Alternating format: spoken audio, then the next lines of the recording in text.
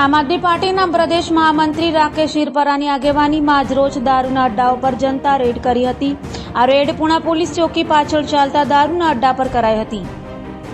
આપના પ્રદેશ મહામંત્રી રાકેશ હિરપરાની આગેવાનીમાં આજરોજથી આમ આદમી પાર્ટીએ ગુજરાતના અસલી દારૂ કૌભાંડની સામેની લડાઈની શરૂઆત કરી હતી, જેમાં પુણા પોલીસ ચોકીની પાછળ ચાલતા દારૂના અડ્ડા પર જનતા રેડ કરી છે।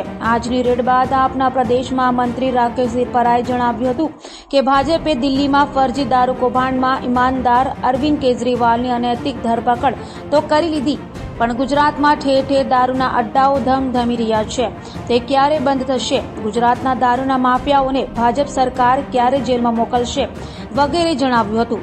આમ આદમી પાર્ટીના મહામંત્રી રાકેશ હિરપરાએ સુરતીજનોને જણાવ્યું હતું કે તમારી આસપાસ આવી દારૂની બધી ચાલતી હોય તો તેને ઉજાગર કરો અને જનતા રેડ કરો તેમ જણાવ્યું હતું।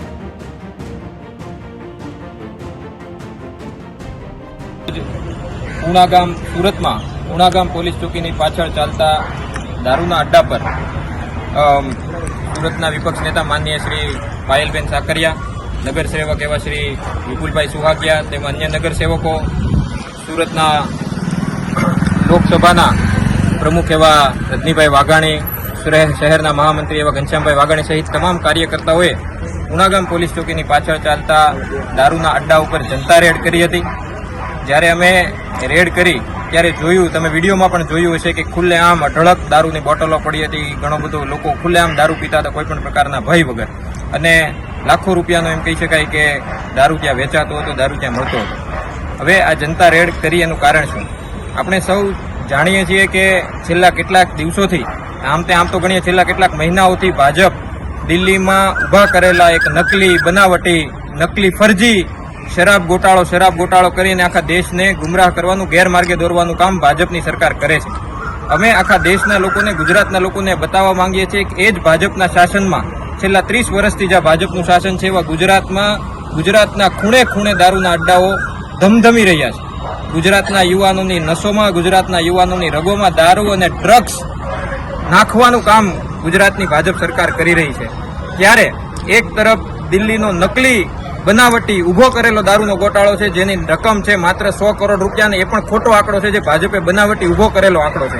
અને એક તરફ ગઈ વિધાનસભા સત્રમાં ગુજરાતમાં ભાજપના ગૃહમંત્રીએ પોતે એવું સ્વીકારેલું છે કે ગુજરાતમાં છેલ્લા 2 વર્ષમાં 5,000 કરોડથી વધારે રૂપિયાનું ડ્રગ્સ પકડાયું છે। દારૂનો આંકડો તો અલગ છે। ગુજરાતમાં બાળકથી માંડીને આબાલ વૃદ્ધ સૌ જાણે છે કે ખુલ્લેઆમ એક જગ્યાએ એક વિસ્તારોમાં દારૂના અડ્ડાઓ ધમધમે છે। તમે દેશના લોકોને બતાવવા માંગીએ છીએ કે જે દિલ્હીમાં ભાજપના નેતાઓ બતાવી રહ્યા છે નકલી દારૂનો ગોટાળો છે, બનાવટી છે। દિલ્હીના શિક્ષિત, ઈમાનદાર અને ભણેલા ગણેલા મુખ્યમંત્રી અરવિંદ કેજરીવાલજીને ફસાવવા માટેનો આ દારૂનો ગોટાળો ઉભો કરેલો છે। જ્યારે ગુજરાતમાં ભાજપના શાસન હેઠળ છેલ્લા 30 વર્ષથી ખુલ્લેઆમ બેફામ દારૂનો વેપાર ચાલી રહ્યો છે, અને એનું એક નાનું એમથું એકદમ કીડીના પગ જેવું ડેમોન્સ્ટ્રેશન અમે લોકોને બતાવ્યું છે। આવનારા દિવસોમાં આમ આદમી પાર્ટી ગુજરાતના કાર્યકર્તાઓ ગુજરાતના તમામ વિસ્તારોમાં ચાલતા દારૂના અડ્ડાઓને એક્સપોઝ કરશે, એના ઉપર જનતા રેડ કરશે અને લોકોને બતાવશે કે અસલી દારૂનો ગોટાળો શું છે। ભાજપના રાજમાં, ભાજપના નેતાઓની રહેમ નજર હેઠળ માજી બુટલેગરના શાસનમાં જે ગુજરાતના યુવાનોની નસોમાં દારૂ અને ડ્રગ્સ નાખવાનું કામ જે ભાજપના નેતાઓ કરી રહ્યા છે એને એક્સપોઝ કરીશું।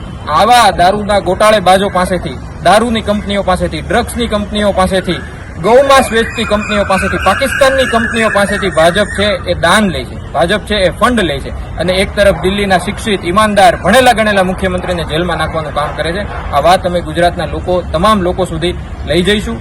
આજે દારૂના અડ્ડા ઉપર જ્યારે જનતા રેડ કરી, લાખો રૂપિયાનો મુદ્દામાલ ત્યાં પડેલો હતો, એમાંથી મેં વારંવાર પોલીસને ફોન કરી, પણ પોલીસે આવવા માટે વારંવાર ફોન કરવા છતાં મોડી આવી, એને કારણે ત્યાં બધું સગે વગે કરી નાખ્યું, એ લોકોએ બધું મસ્ત કરી નાખ્યું, અને માત્ર 2,000 રૂપિયા, 3,000 રૂપિયાનો દારૂ અત્યારે પકડી અને પોલીસ સ્ટેશનમાં લાવવામાં આવ્યો છે। અમે તમામ માન્ય વિપક્ષ નેતા રજનીભાઈ, માન્ય કોર્પોરેટર શ્રી વિપુલભાઈ સુહાગિયા સહિત અમે બધા તમામ મિત્રો અહીંયા ફરિયાદ નોંધાવવા માટે આવ્યા છીએ। પોલીસને અપીલ કરી છે કે આ દારૂનો વેપાર કરતા માફિયાઓ વિરુદ્ધ, અને માત્ર એ દારૂ વેચતા હતા એ નહીં, એની પાસેથી દારૂ ક્યાંથી આવ્યો, આ આખી ટ્રેલ શું છે, આખી આને ટ્રેલને પકડવામાં આવે અને મોટા મોટા માફિયાઓને પણ જેલમાં નાખવામાં આવે।